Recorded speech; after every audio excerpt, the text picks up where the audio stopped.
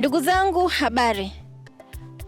Kama mnavyoniona niko katika eneo la nyumba ya Mama Mlelwa ambaye alipata janga la moto siku ya tarehe 12 ya mwezi wa 8. Kama mnavyoona nyuma yangu ni nyumba yote iliisha kwa moto kama mnavyoona ndugu zangu. Lakini kule mnaona ni nyumba ambayo wadau wamemsaidia, lakini kama mnavyoona bado kuna uhitaji wa matengenezo pale. Frame imeungua, lakini sasa hivi yupo katika eneo la jirani, amehifadhiwa tu.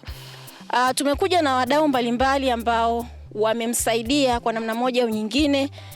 Mwenye chochote, mwenye mahindi, mwenye kitanda, mwenye godoro, mwenye sahani, ili na yeye at least apate sehemu ya kujihifadhi. Hapa nipo katika kijiji cha Luolomela, kata ya Lugarawa. Wadau wamekuja, Red Cross, katibu mwenyekiti, makamu mwenyekiti wa Red Cross, lakini pia ana kofia nyingine ambaye ni hakimu wetu wa kata yetu, wa mahakama yetu ya mwanzo. Lakini pia tumekuja na mdau mwingine ambaye yeye ni mdau katika mambo ya maendeleo. Ameanzisha magrupu kwa ajili ya majanga kama haya na kuhamasisha watu waweze kuwa msaada katika maeneo wanayoishi. Mtaenda kuona mama mwenyewe, nitaenda kuongea naye atuambie nini kilimsibu hadi janga hili la moto likatokea. Lakini utaona baadhi ya mahitaji ambayo wamemletea kwa ajili ya kumsitiri pale ambapo anasubiria sasa sehemu ya kujihifadhi. Kama mnavyoona ndugu zangu, nyumba hii bado inahitaji mambo mengi ya ukarabati ili aweze kuingia. Ndugu zangu, unaambiwa hujafa hujaumbika. Janga linaweza likampata mtu yoyote yule. Inawezekana leo ni huyu, kesho ikawa wewe. Kwa namna moja au nyingine uguswe sehemu yoyote Tanzania kwa ajili ya kumshika mkono mwenzetu aweze kuwa na furaha kama sisi ambavyo tunaishi. Karibu tukaone sasa mama mwenyewe akatuambia nini kilimsibu akapatwa na janga hili la moto. Sasa ndugu zangu, nipo na Mama Mlelwa, ataenda kutuambia majina yake kamili, lakini atatuambia nini kilitokea hadi janga hili la moto likamtokea. Shikamoo mama. Marahaba. Jambo. Si jambo. Sijua na kutambua kwa majina gani, majina yako mawili. Mimi naitwa Melenziana Jonas Mlelwa. Pole sana kwa janga hili lililotokea. Asante. Unaweza kutuambia mama nini kilitokea mpaka ukapata hili tatizo kwa kifupi? Mimi hapa ilikuwa majira ya saa 11 vile. Niliingia ndani humo, nikatoa maji, nikaingia bafuni, nikamuosha mjukuu wa kwanza, nikamuosha wa pili. Nilipokuwa natoka, nikaona moto unawaka, na hisia kabisa alichoma kale kakajukuu kadogo. Alichoma nini?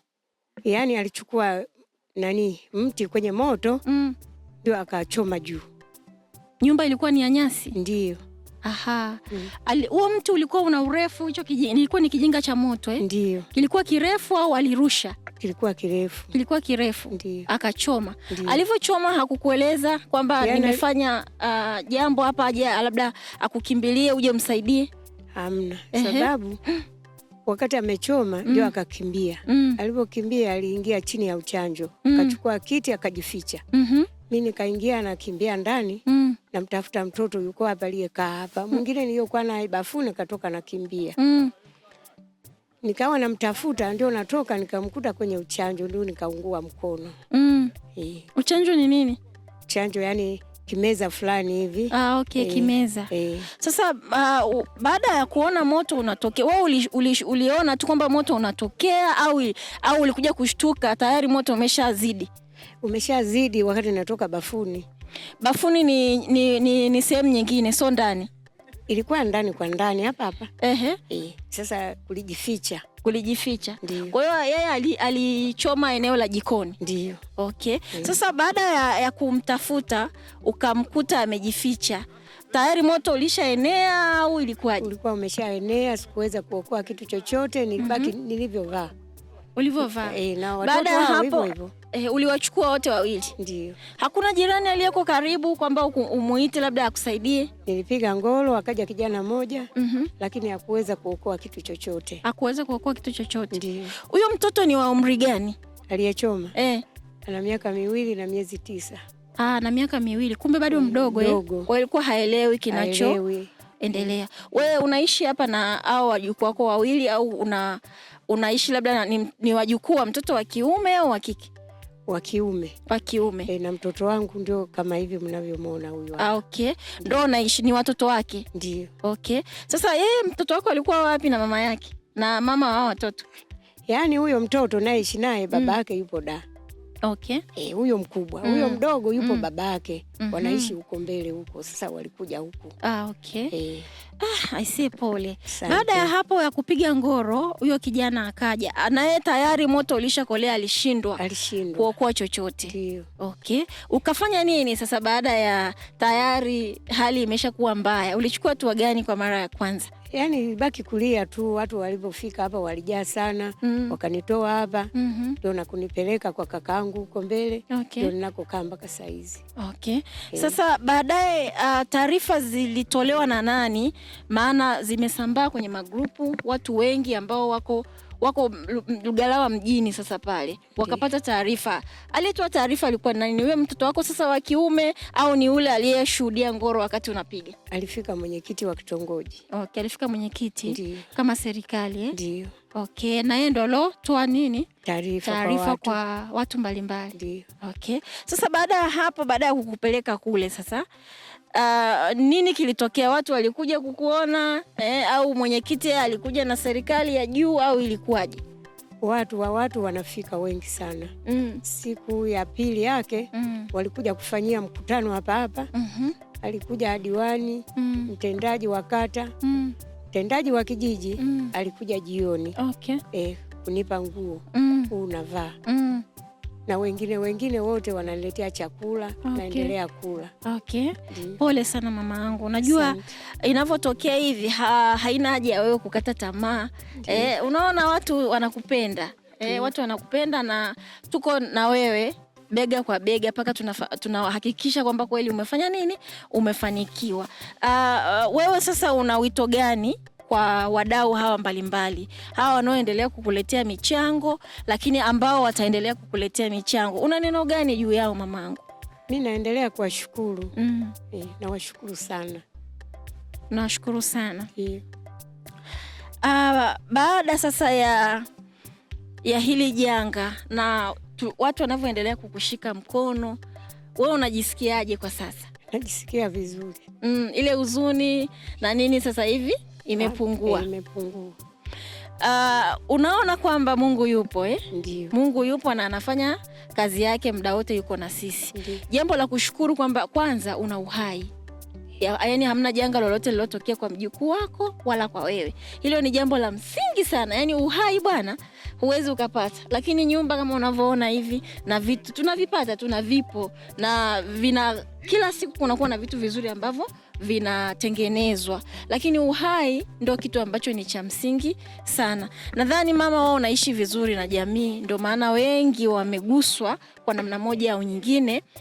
Lakini sisi tumeona tuje tukutembelee pia, tukuletee chochote kitu, tuje tukufariji, tuongee na wewe kama hivi. Tunazidi kukuambia kwamba usikate tamaa. Uzidi kumuombe Mungu. Mungu yupo na usijiweke mpweke sana kwamba kwa nini mimi? Hapana, hii ni bahati mbaya. Na kama ulivyosema kwamba huyo mtoto ni mdogo, bado ana nini? Ana akili ile ya kitoto, hajui kwamba alichokifanya hiki na hiki. Lakini wewe sasa endelea kuwafundisha kama bibi yao kwamba bwana, hapa tunafanya hivi, tunafanya hivi. Japo wakati mwingine unaweza kumfundisha mtoto kwa ajili ya ile akili yake anakuwa haelewi kile anachokifanya, si ndio? Asante sana Mama Mlelwa, sisi tunakupenda, tutaendelea kukusaidia pale ambako tutaguswa. Utarudi kwenye hali yako ya kawaida. Utaishi na wajukuu wako na maisha yako yataendelea vizuri kama kawaida. Usiwe mnyonge bwana. Sasa hivi furahi, cheka, mshukuru Mungu. Asante. Kwa kuwa uko hai, haujaumia. Japo unasema umepata majeraha kidogo, lakini sio mbaya. Nadhani sasa hivi utakuwa unaendelea vizuri. Asante. Okay. Ndugu zangu, kama mnavyoona tayari nimeshaongea na mama yetu. Ametuelezea chanzo ilikuwa ni nini. Nadhani utakuwa umefahamu sasa, kwa sababu tumetoka kwake na chanzo kikuu ni yeye cha taarifa kwamba ilikuwaje. Tuendelee kumsaidia mama yetu kwa kutoa michango ya hali na mali katika kumstiri na kumfanya arudi katika hali yake ya furaha. Mimi kwa jina naitwa Petro Alois Kayombo, ni mwenyekiti wa kitongoji cha Lolomela, kijiji cha Lugarawa. Ili wageni wangu karibu, kama mlivyokuwa mmepata taarifa kwamba kuna janga la moto limetokea maeneo ya Lolomela Mwenge, kitongoji cha Lolomela, kijiji cha Lugarawa. Basi na mtu mwenyewe aliyeunguliwa ni anaitwa Malenziana Jonas Mlelwa, ambaye tupo hapa kwenye eneo ambalo lilitokewa lilipowaka moto. Kwa hiyo sitaweza kuwa na mengi zaidi, kwa sababu nilikuwa nimesikia kwenye mbao za matangazo kwamba kuna wadau mbalimbali wanakuja kwa maana kuangalia tukio hili lilikuwaje na kutoa chochote. Basi kabla hapo siwezi nikaendelea, kwa sababu tumetembea na kaimu mwenyekiti wa kijiji, basi mengine ataendelea kuongea. Basi cha kwanza niweze kumshukuru Mwenyezi Mungu kujalia uzima. Pia nipende kusema Mungu ni kila kitu katika kuishi. Basi siwezi kuongea mengi sana. Niko kwenye kijiji cha Lugarawa, kitongoji cha Lolomela, ambapo tumetembelewa na hao wadau ambao wamekuja kuangalia tukio moja kwa moja kwenye tukio ambalo mwananchi mwenzetu alipata tukio la kuungiliwa na moto nyumba ambayo alikuwa anaishi. Moja kwa moja nimeongozana na wadau hapa. Mdau mwingine ni Bwana Senga na mwingine ni makamu mwenyekiti wa Red Cross. Napenda sana kusema nashukuru sana kwa misaada ambayo wamekuja kutupatia juu ya huyu mwenzetu aliyepatiwa na majanga. Basi siwezi kuongea mengi sana. Tuko kwenye sehemu ya hili tukio ambapo mwenzetu alipatia majanga. Asanteni sana. Kwa majina naitwa Xavier Mwinuka, lakini jina ambalo limezoeleka sana naitwa Mr. Senga. Tunamshukuru Mwenyezi Mungu kwa kutujalia zawadi hii ya uzima, hata tumeweza kuiona siku hii leo. Ni siku ambayo ama kwa hakika ni siku ya kipekee. Kama mnavyokumbuka, mnamo tarehe 12 ya mwezi huu wa 8 tulikuwa tumepata taarifa kwamba kitongoji chetu cha Lolomela kwenye kijiji hiki cha Lugarawa kuna mwananchi mmoja alikuwa amepata janga la kuunguliwa na nyumba kama tunavyoona. Binafsi mama huyo nilikuwa sijawahi kumuona na wala simfahamu, ila leo ndio ninamuona na kumfahamu.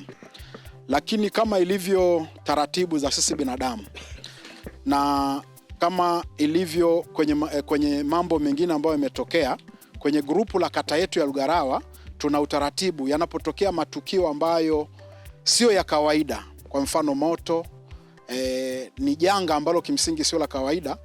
Tumejiwekea utaratibu wa kufika mahali kuwashirikisha wadau na kuweza kuomba msaada wa chochote kile ambacho kinaweza kupatikana, basi tunaweza kwenda kuwashika mkono.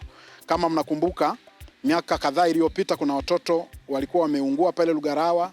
Tulifanya utaratibu kama huu, tukapata fedha, tukagharimia msiba, lakini pia kuwashika mkono wale wafiwa wote watatu.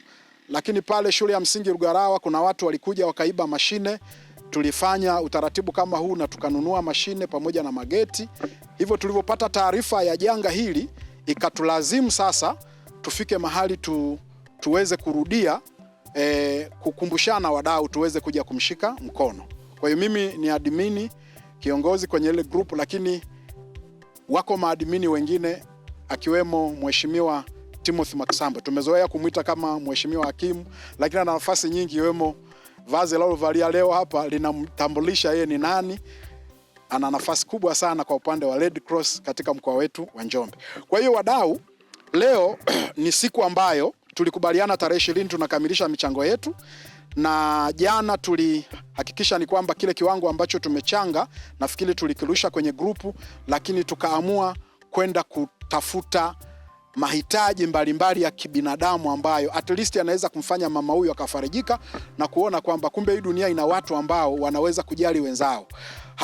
hakuna ile dhana ya kusema basi hiki ni kizazi kipya tukasauliana. Hapana, bado kuna watu wana mioyo wa kuweza kuwashika wenzao na kuweza kumrudisha mama kwenye mawazo ya kuona kwamba kumbe kuna watu ambao wanaweza kumjali. Tunaamini katika hili, yeye na watoto wake na jamii inayotuzunguka wanaweza kupata imani na moyo wa namna hii kwamba kumbe likitokea shida au janga mahali fulani basi wakashiriki. Na hata wao wakiona siku nyingine kuna kitu kama hiki watasema ama kwa hakika na sisi tuweze kushiriki, kwa sababu yale yaliyofanyika wale watu hawatujui yalikuwa yamefanyika ni kwa sababu tu Mungu anatupenda. Orodha ya vile ambavyo tumeviandaa ni kubwa, lakini kwa sababu mheshimiwa Timo ambaye alikuwa ndio mratibu na katibu wa shughuli hii nzima, yeye atatoa orodha ni kitu gani ambacho tumekileta siku ya leo. Mimi nilitaka tu niliseme hivi kama kiongozi wa grupu, lakini kama pengine miongoni mwa viongozi ambao tulishikilia hili, lakini listi nzima sasa yale ambayo tumeweza kuyafanya, hata kama mnaona kwenye picha, mwenzangu atayaeleza kwa sababu tumeweza kuyaandika. Asante sana. Naam, naitwa Timothy Mwakisambwe, ni hakimu mkazi hapa katika kata yetu ya Lugalawa, kama ambavyo amejitambulisha ndugu yangu Senga. Katika mambo ya jamii basi tunaungana pamoja. Huu hakimu unakaa pembeni, tunaendelea na mambo ya jamii. Lakini kijamii zaidi pia mimi ni makamu wa rais wa chama cha Red Cross Tanzania kwa mkoa wa Njombe. Kwa hiyo hapa nimekuja tena na kofia kwa hii sasa, nimekuja na kofia kama makamu wa rais mkoa wa Njombe. Na Red Cross ni chama cha Msalaba Mwekundu, wengine wanakifahamu hivyo, lakini ni chama ambacho kinajihusisha sana na kutoa misaada na kutoa msaada pale ambapo kunatokea dharura au shida kama hizi kibinadamu, ambapo mengine kibinadamu yanakuwa magumu, lakini sisi tunakuja na sisi watu tunatoa ule tunaita msaada wa kwanza au ile misaada ya dharura ambayo inatakiwa itolewe. Ni bahati mbaya sana hatukuwepo siku ambayo moto unatokea, tukupata taarifa, pengine tungefika pia kuja kutoa msaada wetu wa awali kabisa, ile wanaita first aid. Ukiwa unaumwa au umeugua, haraka haraka kabla ya kumuona daktari unapewa msaada wa kwanza. Basi na sisi ndio kazi yetu hiyo maalum. Sasa kwa niaba ya mwenyekiti ya rais wangu wa Red Cross mkoa wa Njombe, Bwana Edgar Mtitu au Mwichi Mpya wengine wanamfahamu, naye amekuwa mdau na nilimshirikisha hili na akalipata, naye akashiriki vilivyo. Na katika michango ambayo imekuja humu kama Red Cross pia tumetoa, pamoja na wadau wengi ambao wametoa wa hapa Lugalawa, kutoka Ludewa hii yote, lakini pia na Tanzania na sehemu nyinginezo za Tanzania. Watu wamejitolea misaada mbalimbali. Na bahati nzuri wale wa misaada ya kwanza wengi tayari, wengine walishaanza, mama walishaipokea misaada hiyo. Tunawashukuru sana wale wadau. Sisi kama Red Cross pia tunashukuru kwa wadau ambao wanaendelea kuchangia, na hiki ambacho sasa tumekuja nacho sio mwisho. Tutaendelea kwa kadri ambavyo Mungu atatujalia. Kwa sababu tunaamini hapa sio mwisho wa wewe, hivi vitu bado unaweza tukatoa vitu vichache sana, kama tulivyosema ni vidogo sana. Kwa kifupi hapa tumekuja na vitu vichache mamangu na ndugu zangu, tutaomba mvipokee. Mheshimiwa mwenyekiti wa kitongoji, mwenyekiti wa kijiji, tumekuja na vitu vichache hapa kutoka kwa wadau na watu wengine na chama cha Msalaba Mwekundu ama chama cha Red Cross, kwa ajili ya kuangalau kumtia joto mama aondokane na mawazo au madhila haya ambayo yamempata ya kuunguliwa na vitu vyake. Tunafahamu kuna vyakula vimeondoka hapa, kuna nguo, kuna vifaa vingi vimeondoka ambavyo ulikuwa unavitumia wewe binafsi, lakini sisi tumeleta baadhi ambavyo angalau vitakuanzishia sehemu moja, baadaye vingine vitakuja taratibu. Tunashukuru sana. Basi kwa kifupi mama, tumejitahidi kutokana na michango yote ambayo tumeipata. Tumekuja na mahindi gunia 2 za debe 77 ambayo haya tunaamini kwa chakula kwa sasa kwa kuanzia yatajitosheleza kwa kiasi chake. Lakini pia tumekuja na maharage debe 2 tumeyaleta, ndio tutayaweka, tutayaona hapa. Lakini pia tumejitahidi tukaenda kutafuta baadhi ya vitu pia. Tumekuja na vyombo vya ndani kadhaa. Utakuta hapo kuna sahani, kuna bakuli, kuna vijiko, kuna kisu, kuna vikombe, kuna ndoo, kuna dishi, kuna sufuria. Hivi tumevileta angalau visaidie kwa kuanzia, sababu tunaamini pia inawezekana viliondoka. Hivi vitasaidia. Lakini pia ama tukasema sio haba, tutaleta basi angalau na nguo kiasi fulani. Tumetafuta doti za kanga kiasi kadhaa mama, ambazo utaenda angalau ziwe zinakusitiri. Hata kama huyu kijana Diano yeye havai kanga na hatutaki avae kanga, lakini wewe mama angalau huyu kijana tunaamini tunaweza tukapambana, yeye anaweza katufuata tukapata namna ya kumsaidia kwa namna nyingine. Lakini hizo doti za kanga mama, kama doti 7-6 angalau zikusaidie kujistiri. Sawa mama? Lakini pia tukaangalia tuna uhitaji wa godoro na vitanda. Sawa? Tumeleta magodoro 2 ambayo yatakusaidia kwa kuanzia. Tunaamini yatasaidia kwa sasa kwa kuanzia, lakini pia tukajitahidi kupata vitanda pia 2. Hapa hatujaja navyo, lakini naamini fundi yupo na tumeshampa hiyo kazi aifanye ili vifike vitanda 2 kwa ajili ya shughuli. Pia tukaja na mablanketi. Kuna duvet pale na mablanketi yapo pale ambayo mama yatakusaidia pia katika kuanzia, pamoja na vijana na kijana hapa na dada pale. Lakini pia na vitu vingine vidogo vidogo, kuna mafuta ya kujipaka tumekuja nayo hapo. Sawa mama? Kuna vitu vingine kama nitakuwa sijavisahau, sabuni, mashuka, pia angalau kwa sehemu kidogo kidogo kutokana na ile michango ambao wadau walitupatia, sisi tumekuja nayo ili angalau isaidie kwa sehemu. Hatuna vitu vingi sana, lakini Mungu yeye anavyo vingi, atatukuletea kwa wakati wake. Kwa sasa unaweza kawa ni hivi, lakini kwa wakati vitafika vile ambavyo pia vinatakiwa. Pole sana mama tunasema, na kwa niaba ya wadau wote ambao wamechangia hivi vitu, na sisi sasa tunaomba kuvikabidhi kwa muhusika, kwa mama yetu Mlelwa hapa, ili aweze sasa kuendelea kuvitumia kwa namna yeye atakavyoona. Na vile vile kama ambavyo mnaona nyumba ilivyo kwa sasa, tunaomba basi wadau kadri ambavyo mtasikia, tunaomba muwe na moyo huo wa kuendelea kusaidia na kuchangia, kwa sababu bado tunaendelea kuhitaji. Mahitaji yetu hayajakomea hapa na bado tunaendelea kuhitaji tena. Na mama bado anaendelea kuhitaji msaada kwa kadri ambavyo Mungu anahitaji na yeye pia aone. Kwa tunaomba wadau basi tuendelee kuchangia na tuendelee kujitoa ili kuweza kumsaidia mama na vijana waendelee kuishi vizuri mahali hapa. Nawashukuru sana wadau, namshukuru sana mama, lakini nakupa pole sana mama. Na tunaomba upokee hiki kichache ambacho tumekuja nacho.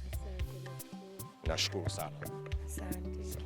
Ndugu zangu, kama mnavyoona tuko na baadhi ya mahitaji ambayo wadau walioguswa na tukio hili la mama yetu wamechangia. Hivi ni baadhi tu ya vitu, lakini vitu ni vingi ndugu zangu. Kama mnavyomuona mama yetu ndo huyo hapo, anaitwa Mama Mlelwa. Ndio mama aliyepata janga hili la moto, na wadau wakaamua waje wafanye jambo kwa ajili ya kurudisha kwa jamii. Kama mnavyoona ameongea mdau ambaye ndo mhamasishaji wa mambo haya ya kijamii, lakini pia mmeona mwenye rais, makamu mwenyekiti wa Red Cross, lakini pia ana kofia nyingi. Leo hii ameshusha kofia na kuwa sehemu ya jamii kurudisha yale yote ambayo ni ya msingi sana. Ndugu zangu, naambiwa ujafa hujaumbika, lakini kuna mambo mengi ambayo yanaweza yakasababisha ukapata janga kwa muda wowote ule. Ndugu zangu, vitu hivi bado ni vichache, bado anahitaji mambo mengi. Kama mnavyoona nyumba iko nyuma yetu, bado inahitaji vitu, ukarabati na nini. Kwa sasa yuko sehemu kwa jirani amehifadhiwa. Tunaomba kwa namna moja au nyingine, kama umeguswa na tukio hili, waone viongozi watakupa mwongozo nini cha kufanya. Lakini pia sehemu yoyote, taasisi yoyote, makanisani, mtu mmoja mmoja unaweza ukaguswa ukarudisha kwa jamii kwa namna moja au nyingine. Ndugu yangu, unaambiwa kutoa ni moyo, sio utajiri. Hata 500 tu itamfanya mama huyu aishi kwa amani na kwa furaha. Tusiendelee kuhoji sana kwamba inakuaje. Chochote kinaweza kikatokea muda wowote na hutajua ni siku gani. Laiti ungejua nini kinatokea, wengine wangekesha kusubiri ili waweze kuokoa, lakini sio mapenzi yetu sisi kama wanadamu, lakini ni bahati mbaya kama inavyotokea kwa mtu yeyote yule. Karibu uendelee kuangalia mambo mengine ambayo yatakufanya wewe sasa uone kweli mama huyu ana uhitaji wa mambo mengi ya msingi na ya kijamii. Asanteni sana.